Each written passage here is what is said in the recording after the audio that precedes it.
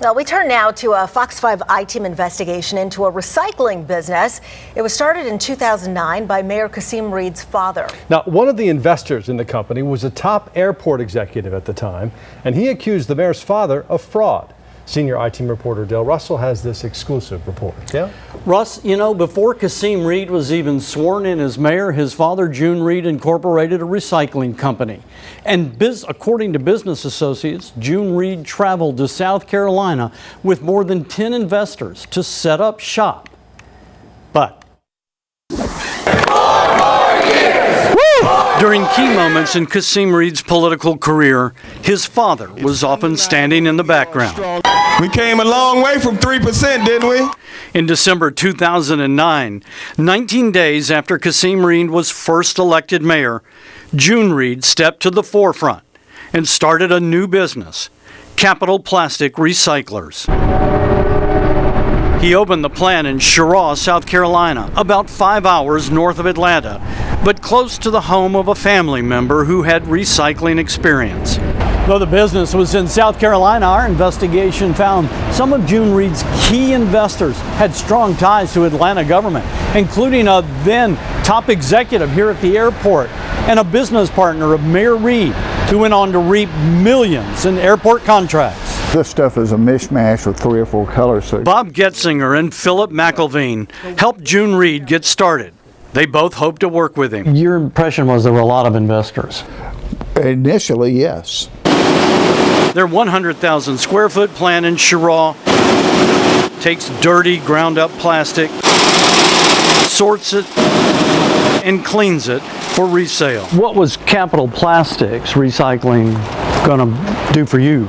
Well, what they were supposed to do was bring in bales. Bob Getsinger says June Reed's company was going to grind up plastic into tiny pieces so he and Phillip McElveen could wash it. They met June Reed and his Atlanta investors at a local restaurant. They raised a lot of money. Yeah, I'd say a good $250,000 for sure. You know. In your sense is there were a fair amount of investors. Right. From what I understood, everybody at the table that night, the 11, 12, 13 people, whatever it was, were all investors. McElveen was so excited to have a grinding operation nearby, he let June Reed use this warehouse to set up the business. That, like, you know, the world was their oyster, that kind of thing. We're going to make things rock and roll, you know. So we're going to get you every pound you need, that kind of thing. But one of those investors went on to file a lawsuit against June Reed, accusing him of fraud.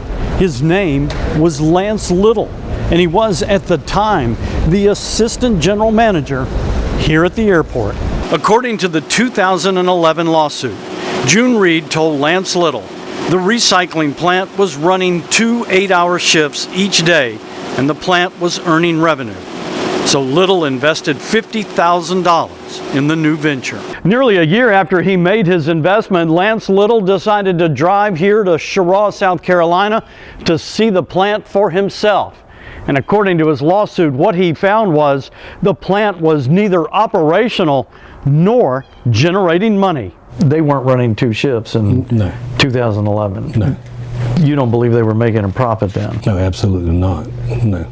They never made a profit. Little wanted his money back and accused June Reed of breach of contract and fraud, claiming he misappropriated funds for his own use. McElveen says he knew nothing about the legal battle and finds it hard to believe June Reed would cheat anyone. Yeah, it surprises me because my opinion was legitimate on June's part. Neither Lance Little nor June Reed would respond to our request for comment.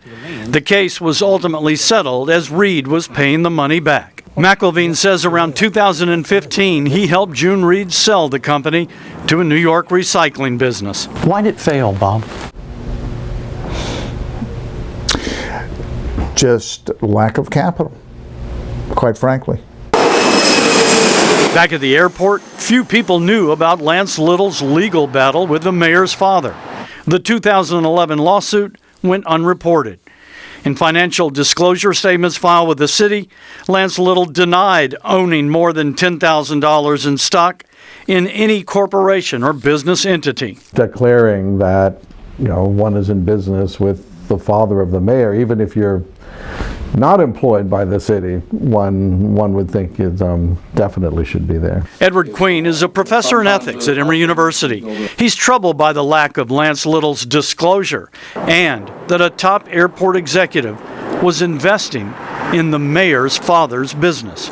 Clearly it sets up a potential conflict of interest, some distortions in the system that at a bare minimum ought to have been declared. Now, Mayor Reed's spokesperson sent us a statement late today, and without seeing tonight's report, they complained it suggests city employees and the mayor's father have broken the law. The spokesperson wrote, "That is untrue." They also wrote that I'm trying to smear the administration, public employees, and small business people. We stand by our story. Now, who were the other investors? No one will say. No one is talking. But we know one was a business partner of Mayor Reed in a real estate venture and has since won millions in airport contracts. That's tomorrow night. All right, we'll see you then. Dale, thanks so much.